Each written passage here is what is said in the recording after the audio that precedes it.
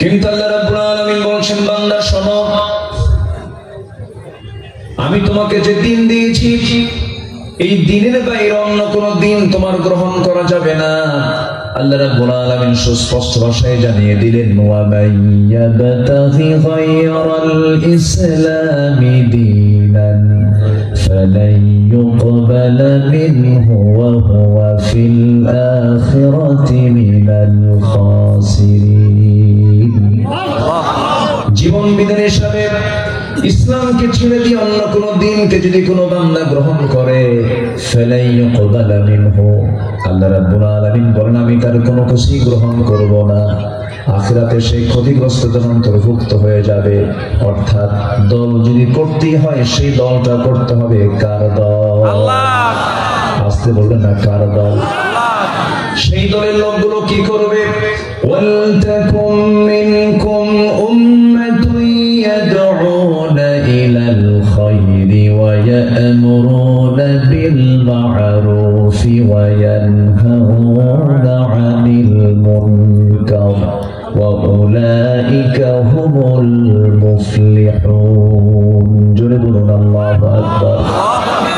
সেই দলের কাজ হবে তোমাদের মধ্যে এমন একটা দল থাকা দরকার যে দল মানুষকে সৎ কাজের আদেশ দেবে, অসৎ কাজের নিষেধ করবে, বাধা প্রদান করবে। আর এই হলো সফল কাম। এই জন্য আমার বন্ধুগণ, দল তো করতেই হবে, সেই দলটা করব কার দল? আল্লাহ।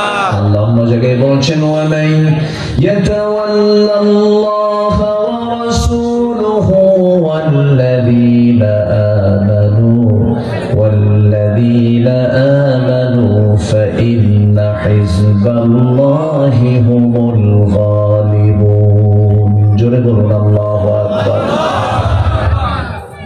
যারা আল্লাহকে অভিভাবক মনে করবে এবং রাসূলকে যারা বন্ধু বানাবে, ঈমানদারকে যারা বন্ধু বানাবে, জেনে রেখে দিও আল্লাহর দলটাই বিজয়ী দল। যেরকম সুবহানাল্লাহ।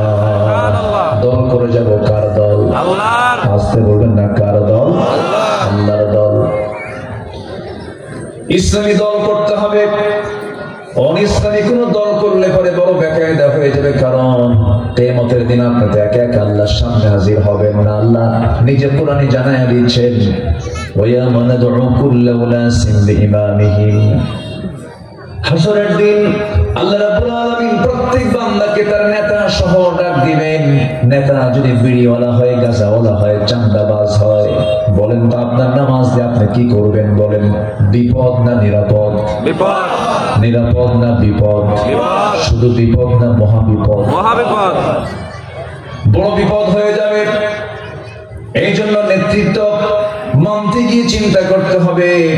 আমার নবীজি বিদায় হজের ভাষণ দিচ্ছিলেন, নাতি দীর্ঘ বক্তৃতার মাঝে একটা লাইনের ছন্দের মতো করে বললেন, ইয়াখতাবু ফি হাজ্জাতিল বিদা ইত্তাকু রাব্বাকুম সাল্লু খামসাকুম صوموا شهركم وأدوا زكاة أموالكم وأطيعوا أمراءكم تدخلوا جنة ربكم أو كما قال عليه الصلاة والسلام। আমার নবীজি বললেন, আল্লাহকে ভয় করো, 5 ওয়াক্ত নামাজ পড়ো, রমজান মাসে রোজা রাখো, সম্পদের যাকাত আদায় করো, ওয়াতিউ উমারাআকুম, তুমি তোমার নেতার আনুগত্য করো। কোন নেতা? ইসলামী দলের নেতা না অনিসলামী দলের নেতা? ইসলামী। বলেন বলেন বলেন বলেন বলেন। ইসলামী দলের নেতা। এমন দল আমার দেশে আছে যে দলের নেতা কর্মীদেরকে ডাক দেয়, জনসভার ডাক দিল, জোহরের সময় জনসভার ডাক দিয়েছে, বিকাল 3টায় নেতা উঠবেন। নেতা 3টায় আসলেন না, সন্ধ্যার আগে নেতা বক্তব্য দিবেন।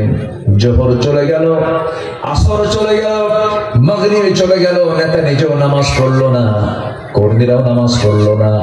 যে দল করতে গেলে পরে নেতার মুখ থেকে নামাজের কথা আসে না, নেতা নিজেও নামাজ পড়ে না, কর্মীদেরকে নামাজের জন্য আহ্বান করে না, সেই নেতৃত্ব মানা হালাল না হারাম? আসতে কম কেন? হালাল না হারাম? হারাম। ওই দল করা যাবে না। দল করতে হবে আল্লাহর দল, দল করতে হবে নবীর দল, দল করে যেতে হবে ইসলামী দল। আল্লাহ রাব্বুল আলামিন ক্লিয়ার করে বলছেন, সুন্দর করে সুস্পষ্ট ভাষায় জানান দিচ্ছেন, ইসলামকে তোমার পরিপূর্ণরূপে মানতে হবে। ব্যক্তিগত জীবনে তুমি একজন নামাজি হতে পারো, কিন্তু রাজনৈতিক জীবনে আল্লাহর দ্বীন চাও না, তুমি তো নাস্তিক হয়ে গেছো। ঠিক কি না? ঠিক কি না? ঠিক কি না? ব্যক্তিগত জীবনে সে নামাজি, ব্যক্তিগত জীবনে সে হাজি, কিন্তু পলিটিক্যাল ফিল্ডে গেলে বলে না আমি আল্লাহর দ্বীন চাই না। সে কি নামাজি না? সে ভণ্ড। প্রত্যেকটা জায়গায় ইসলামকে মানতে হবে। 1 আনা না 16 আনা? 16 আনা। আসতে বলবেন 1 আনা না 16 আনা? 16 আনা। দলটা করে যেতে হবে কার? আল্লাহ। আসতে বলবেন না কার? আল্লাহ। আরো জোরে কার?